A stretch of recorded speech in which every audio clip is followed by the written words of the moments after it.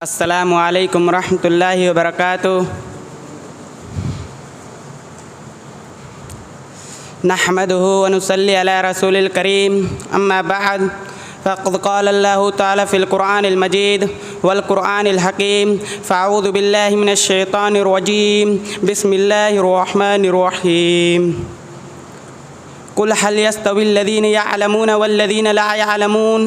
आज की सभा के अध्यक्ष, अतिथिगण, अध्यापकगण और मेरे प्रिय मित्रों, आज की इस वार्षिक सभा में मेरे भाषण का विषय है इस्लाम में शिक्षा का महत्व।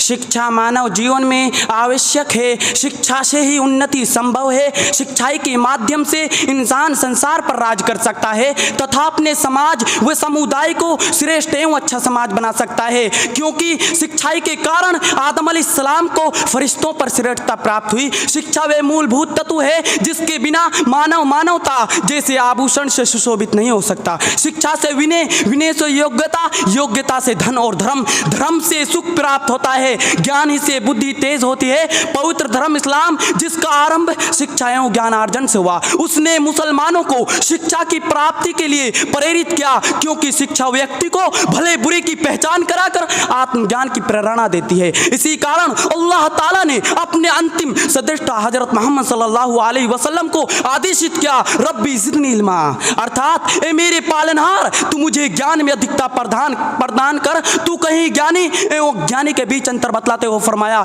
कुल हल यस्तविल लज़ीना यअलमूना वल्लज़ीना ला यअलमून। आज अर्थात ज्ञानी एवं ज्ञानी एक समान नहीं हो सकते।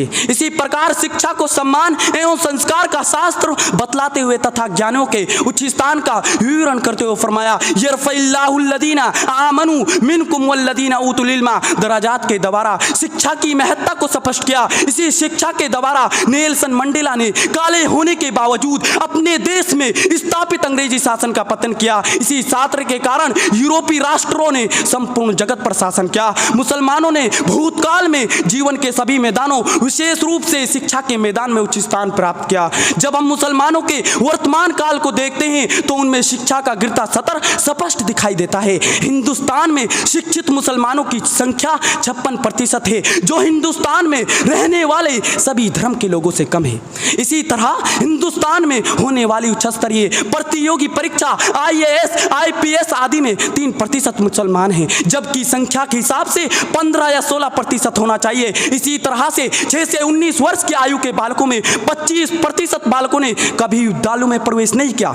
इसी तरह मुसलमानों में उन बच्चों की संख्या अधिक है जो 9वीं से 12वीं कक्षा तक शिक्षा प्राप्त करते करते बैठ जाते हैं। इसी तरह 10,000 मुसलमानों में से कुल 325 स्नातक है। प्रिय सज्जनों, इसी प्रकार जब हम इस प्रतियोगितात्मक युग में दृष्टि डालते हैं तो हमें ज्ञात होता है कि कुल 87 मुस्लिम देशों में विश्वविद्यालयों की संख्या लगभग 500 है, जबकि केवल अमेरिका में 5758 विश्वविद्यालय हैं। संपूर्ण संसार के विश्वविद्यालयों में रैंकिंग के अनुसार संसार के टॉप 500 विश्वविद्यालयों में से किसी भी मुस्लिम देश का एक भी विश्वविद्यालय नहीं है। यह निराशाजनक बात है। UNDP सर्वे के अनुसार ईसाई देशों में शिक्षित दर 90% है और 15 देशों में 100% है। इसके विपरीत देशों की शिक्षा प्रतिशत केवल 40% है, जबकि दुनिया भर में कोई भी मुस्लिम देश का 100% शिक्षित नहीं। मुस्लिम देशों के